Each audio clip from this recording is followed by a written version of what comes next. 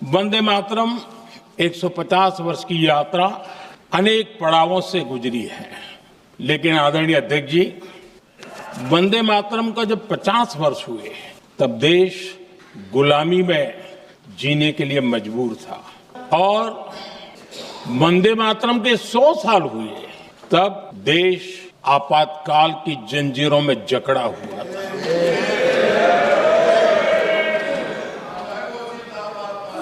जब वंदे मातरम 100 साल के अत्यंत उत्तम पर्व था, तब भारत के संविधान का गला घोंट दिया गया था। वंदे मातरम के 150 साल पूरे होने के मौके पर एक तरफ जहां प्रधानमंत्री नरेंद्र मोदी लोकसभा में इस गीत पर चर्चा की शुरुआत कर चुके हैं, वहीं राज्यसभा में भी इस मुद्दे पर आज से बहस शुरू होने की संभावना बताई जा रही है। लेकिन इसी बीच आपको बता दें कि अब वंदे मातरम को लेकर बीजेपी और विपक्ष एक दूसरे के आमने सामने खड़े हो गए हैं, क्योंकि अब भारतीय जनता पार्टी ने कांग्रेस पर बड़ा आरोप लगाया है कि कांग्रेस पार्टी ने स्वतंत्रता संग्राम आंदोलन के दौरान इस गीत के कुछ अहम हिस्से को हटा दिया था। तो वहीं कांग्रेस पार्टी ने बीजेपी के इन सभी आरोपों को निराधार बताया है। ऐसे में सवाल है, आखिर वंदे मातरम को लेकर क्यों इतना बवाल है? आखिर क्या है वंदे मातरम विवाद की असली वजह? तो ऐसे में आपको बता दें कि दरअसल 7 नवंबर 2025 को वंदे मातरम की 150वीं वर्षगांठ से जुड़े कार्यक्रमों की शुरुआत करते हुए प्रधानमंत्री नरेंद्र मोदी ने आरोप लगाया था कि कांग्रेस पार्टी ने वर्ष 1937 के फैजाबाद अधिवेशन से पहले वंदे मातरम गीत के कुछ अहम हिस्सों को हटा दिया था, जो इस गीत की आत्मा थी। इतना ही नहीं, वंदे मातरम की आत्मा को तोड़ने का अन्याय जो कांग्रेस ने किया, उसी ने देश में विभाजन के बीज भी बोए।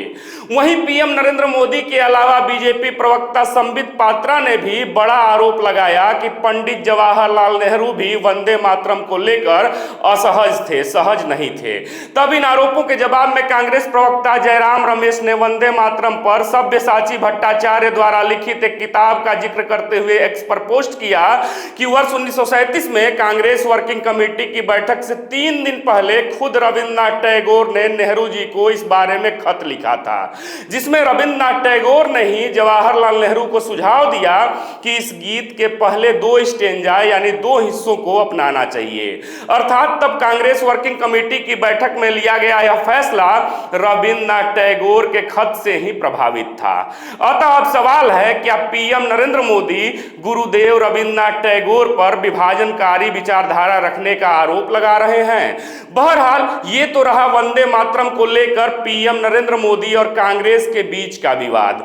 वहीं इसके अलावा 10 नवंबर 2025 को यूपी के मुख्यमंत्री योगी आदित्यनाथ ने भी कहा था कि उनकी सरकार उत्तर प्रदेश के स्कूलों, कॉलेजों और शिक्षण संस्थाओं में वंदे मातरम को गाना अनिवार्य कर देगी, क्योंकि आज जो भी वंदे मातरम का विरोध कर रहा है वह भारत माता का विरोध कर रहा है।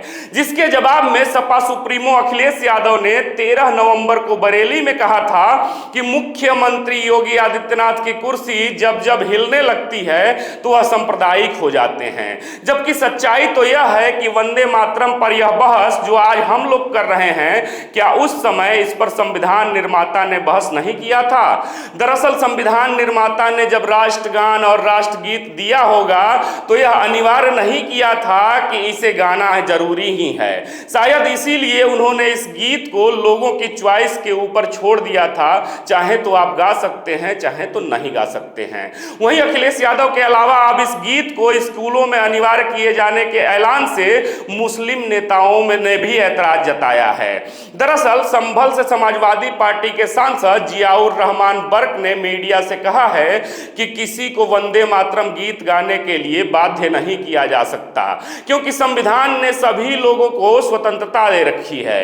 वहीं संभल से ही समाजवादी पार्टी के विधायक इकबाल महमूद ने भी कहा है कि राष्ट्रगान का हम सम्मान करते हैं और उसे गाते भी हैं, लेकिन हम वंदे मातरम का ना तो समर्थन करते हैं और ना ही विरोध करते हैं। बहरहाल अब वंदे मातरम के शुरुआती 2 अंतरे को लेकर जहां विपक्ष राजी है, वहीं वंदे मातरम के पूरे गीत को अनिवार्यता देने हेतु भारतीय जनता पार्टी संग आरएसएस की जंग भी जारी है।